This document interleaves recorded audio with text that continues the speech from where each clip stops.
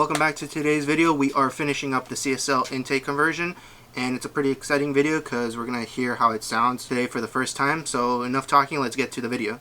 Okay, so we got our ECUs back with the CSL tune. Now we're going to just replug everything in, and then we'll put them into the car. So you want to go from right to left. Okay, so the ECU is in now. Okay, so now we're installing the TCU right there. And then we're going to go from right to left when we're plugging the connectors back in. Okay, so now we're going to remove this part. First we got to unclip. So we're going to remove it right here. Get this off. Now I'm just pull it off. Okay, so now we're going to just put in the new CSL part. And we just push it on. Alright. So now that that's on, we're going to pull this out. Have the line go through it, and then we plug it back in right there. There we go. And now it's prepped for the CSL intake. Put this accessory back on. And there we go. Okay. So now that that's back on, we can plug it back in right here. So that's done with the ECU side and this portion right here. Now we can continue over to the engine and putting in the new intake. Okay, so to do the SMG reservoir, to fit it onto the dome, and what we're going to do is we made a custom bracket that attaches to this screw right there, and then we put like a foam tape to prevent any scratches on the dome. So now we're going to install the new bracket so we can mount the new SMG reservoir.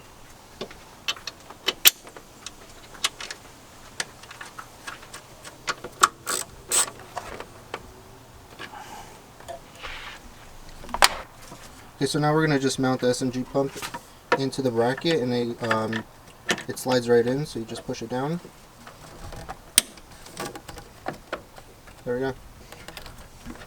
That's the new relocated SMG pump, which used to be over there in the engine bay. Okay, so then next step we want to do is disassemble the air box into two pieces so we can get this part in, and then we're going to get this one in after. So we're going to take off these screws. Okay. Now that that's done, we can remove this part, and then we can see the internals.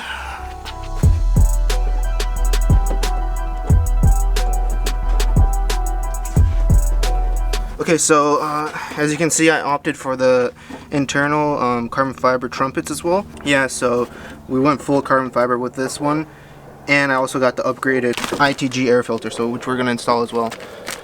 So this is going to be going in, but first thing we have to do is transfer over the bushings that came with the OEM air box. So we're going to do that now, transfer it over to this, and then we can get it onto the car. Okay, so what we have to do now is remove these two bushings. So we're going to screw them off. And there should be a third one. There we go. Okay, so now we're going to transfer over the bushings onto the air box. Okay, so that was all we had to do. We had to transfer those two bushings, and now we can start installing the air box, the half, into the car. Okay, so before we install it in the car, we have to install the new silicone hoses that I bought. The bigger side, because you can see it's a smaller and a larger diameter side. The larger diameter side slips on to the intake, and you push it down all the way until you can't anymore, and there's a lip that stops you from pushing further. And that means this one's on. So we're going to install all 6 of them like that. Okay, so now that they're on, we're going to be adding the hose clamps. And with this one, they're the adjustable ones, not like the OEM. So we're going to use the larger diameter ones to go onto this side. And I think I'm going to be hiding the screw underneath, since we're not going to have to take these apart on this side, and then on the other side we're going to have to avoid the throttle bodies. That way we can take it off once installed, and these can be hidden, so it has a more OEM look. Okay, so now we installed the hose clamps on the other side of the silk hoses, and the way we're going to do it is we're positioning them on the inside, these hoses, to avoid the throttle bodies mechanism that's on this side. So it's going to be on that side as well, and then these, because of the air rail, it's kind of hard to get to, so we're going to have to position them this way, and then we continue the same method of positioning these to avoid the throttle body actuators. So now that we have these hose clamps positioned onto the air intake, we can start the install, and we're going to get to it right now. Okay, so now we're going to be installing the air box like this, but the first part we have to do is attach the hose right here and the other hose right here, and they're located, one of the hoses is right here and the other hose is over here. So those two we have to install, and then we can start mounting the air intake. So we're going to start doing that now, and then we'll be right back once those two hoses are installed. Since the box is installed, now we can start and we can tighten up the hose clamps on the hoses, and we're doing it in the orientation I showed before to prevent them interfering with the throttle bodies. Because if you install these wrong, it will prevent your throttle from opening up fully, or it might keep it shut open in an open position. So we're going to tighten it down. Then the next one is on this side underneath the map sensor. Okay, so now we just have to install the CSL hose, which is a little bit larger. And this one's just, you push it in, it clicks, and then it's installed. There we go. And we have the CSL hose install, which is a new one. This is the orientation we chose for the hose clamps. And it allows us to have open space for the throttle bodies to function. This one right here is this one you have to install this way because you have this hose in the way, and then the throttle body is right here, so that's the only way it won't bind. Everything else is oriented the same way over here. Okay, so what we're doing now is we have to relocate the IAT, which goes right here. And to do that, we have to take apart the map sensor. Since we're doing a map sensor and a separate IAT, we have to take apart the map sensor.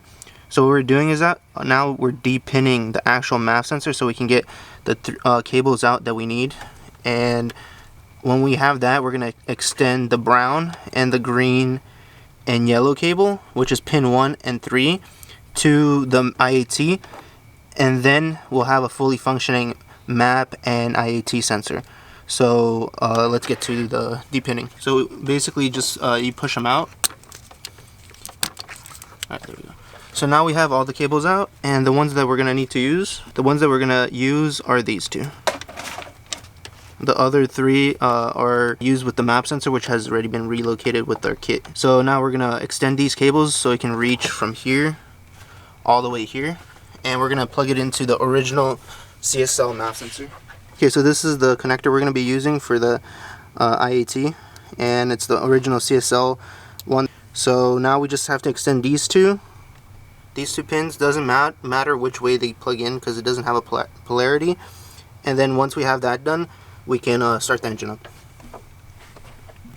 Okay, so we just finished customizing the custom IAT sensor, and what we did was we trimmed two of the cables. We soldered on the brown and yellow green cable together into this connector right here. The other three pins we just rolled up with some electrical tape to isolate them from each other, and then we put it into this tube. So from now on it's just an IAT sensor, and what we're gonna do is we're gonna plug in the IAT right here. This is the OEM BMW IAT. We plug it in, okay, and now we can plug in the connector, and there we go. So this is just like the OEM CSL. It goes off of the car, no tune is required, and now all we have to do is put on the filter. Okay, so we're in the final stages right now, and the next step is plugging in this hose. When it clicks in, you're good. Everything here is done. The IAT sensor is plugged in. We got the SMG cooling hose right there. Okay, so we relocated the OEM Dipstick. I have the OEM CSL one as well, but it's too low, and it would be down here. Not practical for like looking at your oil levels and stuff like that, so I decided to just bend it in place, and then we attached it right here, and it won't interfere with any of the other parts. So the next step in this build is putting in the filter and then the final cover, and we're good to go. Then we're gonna start up the car. Okay, so we have an ITG upgraded foam filter, and we're gonna install that. So it's an upgrade to the original CSL filter that came with the car. Let's install this guy. And there we go. Fits like a glove. And now the pretty carbon fiber trumpets are hidden, and we can install the carbon fiber cover, and then we'll hear the first startup of the car. Okay, so now we're gonna wiggle this part in, and we only have one hose attached. The other two hoses I'm gonna attach later when I have the front bumper off and we can remove all the shrouding in the front bumper. So now we're gonna wiggle this thing in gently, and there we go. It's on, and now we're just gonna put down the bolts, and the carbon fiber intake is installed.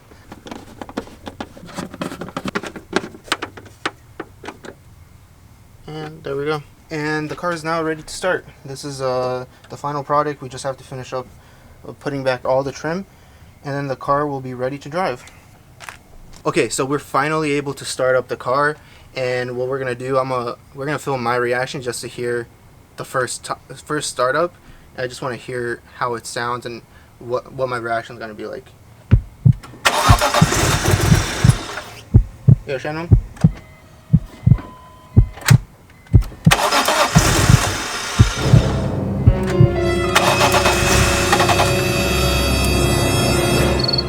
Epic fail. Alright, this is take 2 trying to start the car up. One of our vacuum hoses right here fell off the car, and it wouldn't allow the car to start up. So hopefully that was the problem why the car wasn't starting up, but like, let's start it up right now.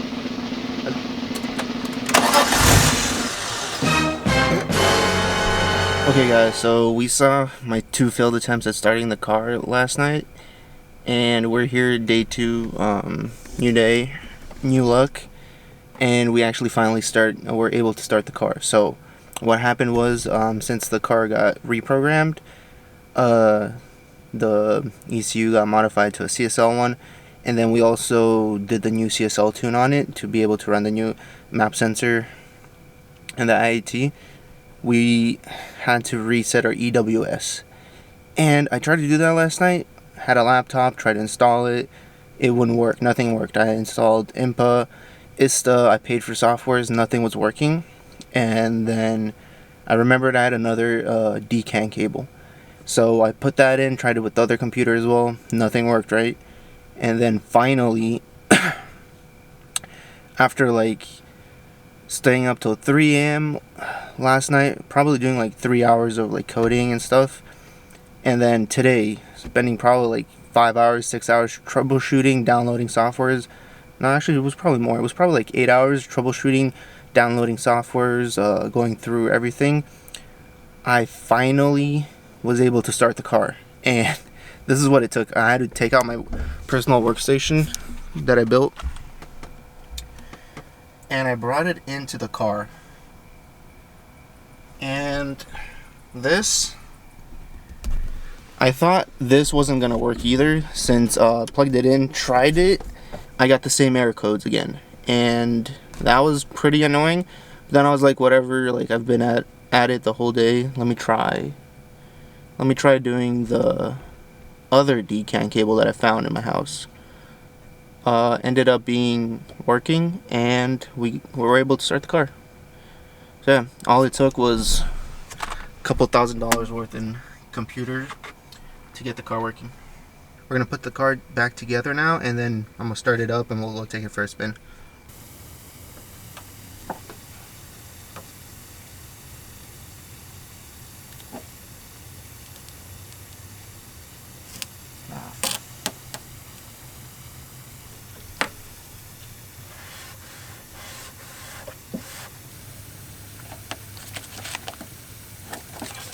Sweet.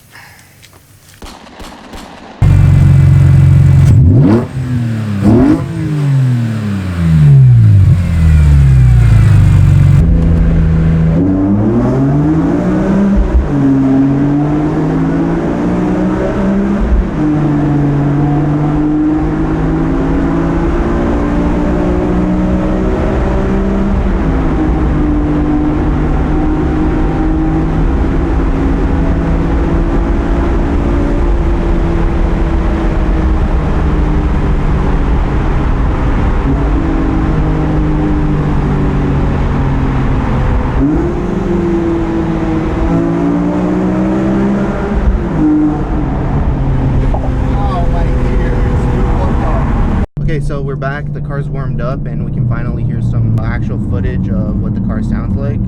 So in some sections when they come up now, we're gonna unleash the beast. I've noticed under 3,000 RPMs, it kind of sounds like a normal E46, nothing too loud, but I'm assuming as soon as I give it a little throttle, it'll show us what the hype is about. Oh man, that was 3,500 RPMs, and it puts a smile on my face. This shit sounds crazy. Also, the transmission got a CSL tune as well, and it makes a huge difference. It makes the car feel more modern and more like a DCT instead of a SMG. The shifts are all super crisp and smooth.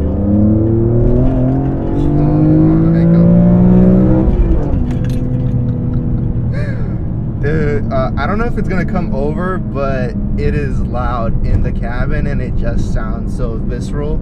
It just sounds like the engine is like right here in your ear, pretty much.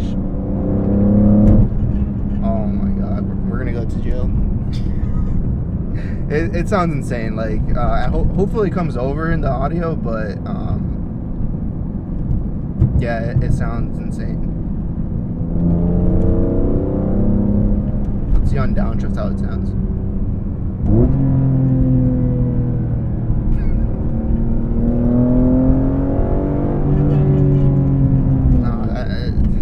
This is crazy. What do you think? I think it sounds good. But yeah, what I was saying, the transmission, it shifts a lot smoother, and I don't know if it's quicker, but it feels like seamless. A little bit more aggressive when you're in like the highest shift settings, but it could be also the adaptations being reset. And then it auto rev matches, and they sound really good. When it auto rev matches, you don't have to throttle blip anymore. It sounds perfect. Like you can downshift into first gear and the car won't like shake or act up like it used to. Now it just drives like it was supposed to. So it's a well needed upgrade if you have an SMG car and you want to improve your ride quality. I definitely flash the TCU and get the SMG tune on it. It's gonna make a huge difference.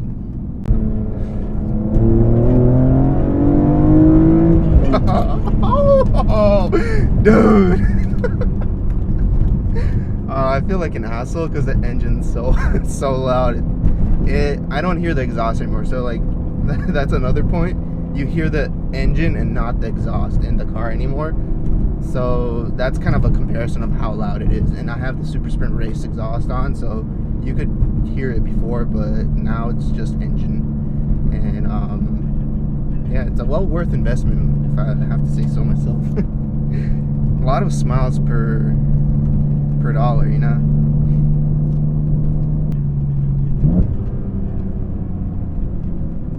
Got some open road right here on our private testing facility.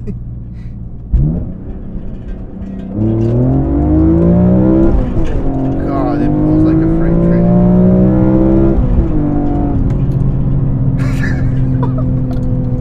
I can't believe it. It just sounds so good. Like it changed the whole car. Like basically it sounds like a different car.